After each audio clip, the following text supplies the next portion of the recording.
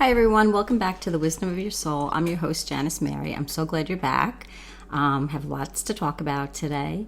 Hope you're doing well and you're safe in whatever state you're living, wherever country you are, and just keeping yourself safe during this really difficult time. I was thinking about what to talk about, and I was just thinking about my practice, as a psychotherapist. I have worked so hard, always trying to find what would be the easiest way to explain to my clients, how they could feel better. And I think it started, a really long time when I was in high school, and I could see so many people in pain, and when I was in pain myself, and I just always had that question: there has to be a better way that we can live, or there has to be another way that we could live more peacefully internally. And throughout all my years, I've always had that question, and it landed me in the job of psychotherapist. And it wasn't until, many years later and different practices and different readings and different studies did I really come to learn about the mind and how the mind works, and, how when we engage with the mind in certain ways, we could either bring ourselves a really happy day or a really miserable day. So I have worked really hard trying to figure out ways for myself and for other people to understand easily, to understand that there is another place within us that we can access instead of the mind, because the mind tends to be so negative, if you haven't noticed. So today I just wanted to talk about, what I just wrote a few things down. What are the easiest ways to move out of the negative mind? And a lot of spiritual teachers, everybody kind of has their own way to do it. Like I've talked about before, Eckhart Tolle moves out of this negative mind by being very present, by living in the present moment. And for some people, that's really easy. They stay present, they don't think, and they have great days. They just plan their day doing one thing that they love to the next thing that they love, and then they don't think that much. So that keeps them out of the negativity of the mind, out of engaging with the mind, and also more in that soul energy, because when you're present and enjoying a moment, that's when you're in your soul energy. So that's one way, and he does it by being in the present moment. That didn't totally work for me when I started practicing with Eckhart Tolle. Just going into the present moment, worked for a little bit, but not fully. So I needed something more. And I do believe all of us are so different. We probably need either a combination of things to try, or coming up with your own way to get out of this very negative mindset that we all live in. Or most of us live in anyway. Can't speak for everybody, but most of my life, my mind tends to go very, very negatively, and all my clients throughout my 20 years of practice seem to struggle with the same thing. So from my sample size, it looks like we're all doing the same thing and struggling with the same thing, and and so that's our task, our motivation is to move out of this mind and into this other energy that lives within us.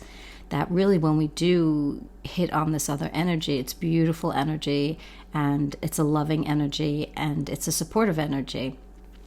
And of course, that's what I want to bring to my clients, and I want to bring it to myself. Going through a difficult time myself and opening up to this energy, it makes it very apparent to me when I'm in this energy and when I'm not in this energy. So for me, hi Toast, say hi. It's my cat Toast. When I'm in this energy, it's very, very easy for me to see. And when I fall out of it, I can see that I'm just back in the world, back in the mind. And that's okay. I've learned to have a lot of compassion for myself going in and out of these different states. And I want you to be able to do that for yourself too. I know there's been a couple of questions, how do I get in my soul energy? And really, anytime you're not thinking, you are in your soul energy.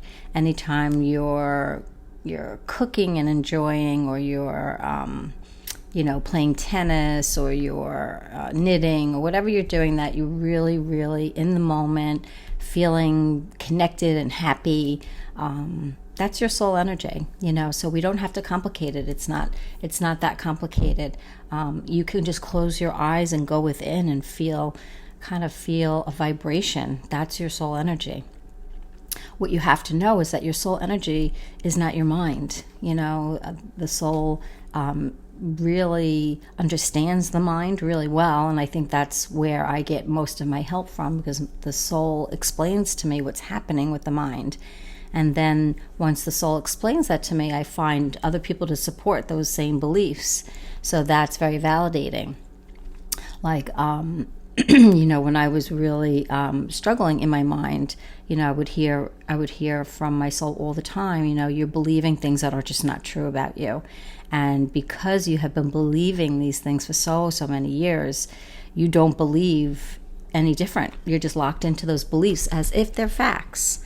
So if you believe you're not good enough as a fact and you don't let anything else in to disprove it, you're going to feel like you're not good enough for most of your life, and that's where a lot of us fall into, because the world is so perfectionistic and wants to motivate us in this harsh, negative way.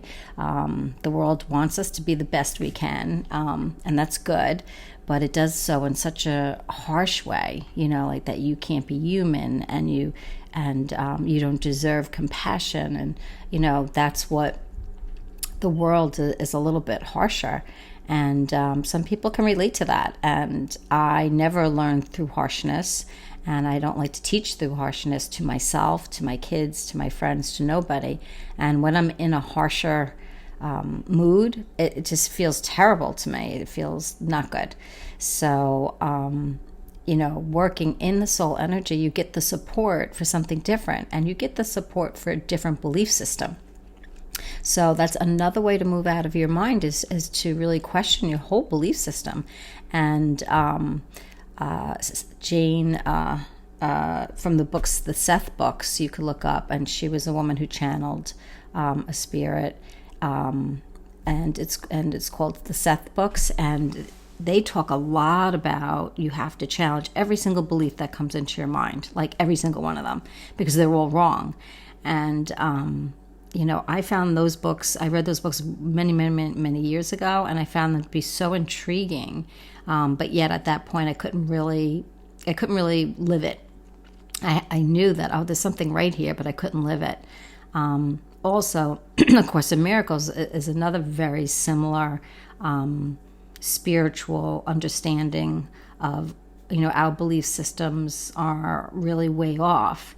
And going through A Course in Miracles, again, it helped me, but I didn't fully believe it. So it wasn't really until I had that real awakening, that real experience for myself, and really connecting to my soul, that I could see all of the things that I've been learning, the truth in them, and then to take it a step further, because now I can ask questions. Those are my cats running around. So now I could ask questions directly within, and you can too. You can ask questions if you want to connect to your soul energy and you just don't know how. Ask, just take a moment and say, show me how to get out of my mind. What's the best way for me? Because like I said, for some people, it's living in the present moment. For some people, they'll do Byron Katie's questioning, where they question every single thought that comes into their mind and see that it's not true, that we make a lot of assumptions. Some people love the law of attraction, and that gets them out of their mind. Because with the law of attraction, you're throwing away your entire belief system, and you're saying, I'm going to believe in this spiritual belief system that tells me what I think about is what I'm going to attract into my life. And you could see how that really works, because if we're always in this negative mindset and good things happen, we miss them every single time.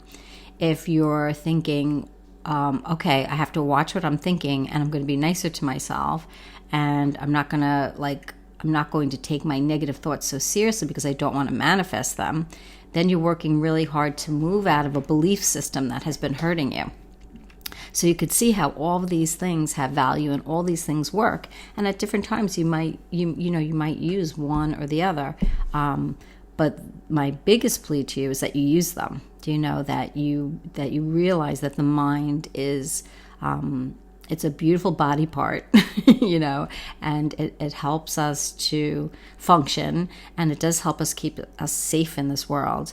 But when it comes to evaluating you, it is way off. And when it comes to evaluating other people, it's way off. It's based on our earlier perceptions when we're like 5 years old. So when we get triggered, we're actually getting triggered into a place of when we're very, very young, when some of those beliefs really stuck. So if you, were told, very young, that you're lazy, you would kind of keep saying that over and over to yourself. And then anytime anybody else would even hint at the word that you're lazy, that reinforces that belief. And like Abraham Hicks says, a belief is just something you think over and over again. So we take beliefs as like the word, like this is a fact. I'm lazy. That's a fact. If I've been told I'm lazy my whole life for whatever reason, and I believe it, and then I start saying it to myself, it doesn't matter what other people are saying. If you're saying it to yourself, now it becomes a fact. So now you live with this feeling that you're not good enough because you're lazy. And, we can see how we all do this to ourselves. I'm not pretty enough, so therefore we act that out our entire lives. Or I'm not thin enough, then we act that out our entire lives. And it affects us so deeply, the things that we have decided to believe. And if you just write them down, you could see it's the same things you probably had your entire life. When I talk to my clients, their beliefs come up very quickly, and it's the same ones over and over again. So if it's a weight issue, or if it's a feeling excluded from groups, or feeling lonely, it comes up over and over and over again. And, this is where we have to have a lot of compassion for ourselves, because these wounds were early wounds, and we perceived these things happening when we were really young. So we don't want to be like, oh, that's stupid. Why would I think that? We want to have the utmost compassion for ourselves and say, you know what, at one point, I perceive this to be true, and I want to challenge that. It's no longer true, but I perceived it to be true. So if I did, and then I validated it throughout my life, it's not gonna go away. It's just not gonna go away. But the real beauty and the real task for all of us is not to make it go away, is to just not believe it anymore. So all the beliefs that the world has taught us, we don't have to believe. And my rule of thumb is if I'm believing something about myself or other people and it's hurting me and making me feel not energized and happy and relaxed, then that is a belief I do not want to believe. I don't want to believe that. I'll have some clients who tend to get a little paranoid when they're stressed, and they will believe people are out to get them or hurt them. And I'll always say to them, listen, you don't want to err on the side of that. You always want to err on the side that people are good and that people are not out to get you, and you may have felt that growing up, but let's try not to believe that's true. And unless someone comes up to you and says, I'm out to get you, you don't want to keep saying that over and over to yourself. You want to say something different, like some days, I'm having a hard time and I'm not doing so good. And some days other people are having a hard time. So when we soften it up, it's much, much better. Course in Miracles and Byron Katie talks a lot about what we project is really coming from us and not other people. So if we're thinking that somebody's doing something to us, they caused us to feel a certain way, it's just not true. It's usually either that we've done it and we don't see it, or that we just have a fear about it. So we really want to catch these things. So you could see how I go from person to person to person, that all of these different teachings have such value. One of the books that I absolutely love by Byron Katie is 1,000 Names for Joy. And after, moving more into my soul energy, this book really in a nutshell, talks about how I feel on a daily basis. And I could not have put it in the words that she put it in. It's an amazing book. It's such a great book. And when you move into the soul energy, that's what happens to you. You feel very differently, and you see the world very differently. And you have the support of your inner being, of your inner guidance to tell you when you're kind of, off track in your thinking. And do you really want to think that? Is that really helpful for you to think? I used to spend a lot of time in my thoughts thinking the same things over and over again, and then feeling the same way over and over again, and really robbing myself of so many good days, So now when those same thoughts come in, and they do, I can either laugh at them, I distract myself away from them, I bring myself back into the present moment, I can do some affirmations. So these are all the different techniques that we have to move out of a very powerful belief system that really wants to keep drawing us in. And it's not easy during a pandemic, that's for sure. So it is a struggle. It's a struggle to say, well, I'm going to be okay, and I'm not going to get caught up in all the negativity that's out there. And it's not an easy thing to do right now. But if you can do it under these circumstances, when life goes back to normal, and it will, then you'll have it. You'll have it down pat. And really, it's during our most troubling and trying times do we open up, because we almost have to. It's almost like, okay, this situation is completely out of my control. I need to consult somebody else other than my mind, which is telling me that everything is doom and gloom. And that's not how the soul energy sees it. The soul energy reminds me that this is life, and that living together, sometimes we catch things and we get sick, and some people move back into spirit, and some people stay, and they reassure me that death is not a death, that it's a beginning of another life. So if we didn't view death in such a horrible way, we could handle this a little bit better. And that's not to minimize anybody's passing, if they've lost anybody, because I still think it's really, really hard, even when you're connected to the soul energy, because we're human, and our human mind and our human body wants to stay here and have its experience. And the soul energy understands that. It just wants to remind us that it's not the end of the story. It's not the end of the story for us. And we go on being who we are, and we go on to another life, and we get to do all the things that we love to do there. So it's not the end. It's a beginning of something different. And that is extremely reassuring, especially when we're faced with the deaths of our loved ones and our own death, to know that that we don't, that's it for us. So if we have to leave earlier because of a virus, that we go on, and our lives will go on in spirit.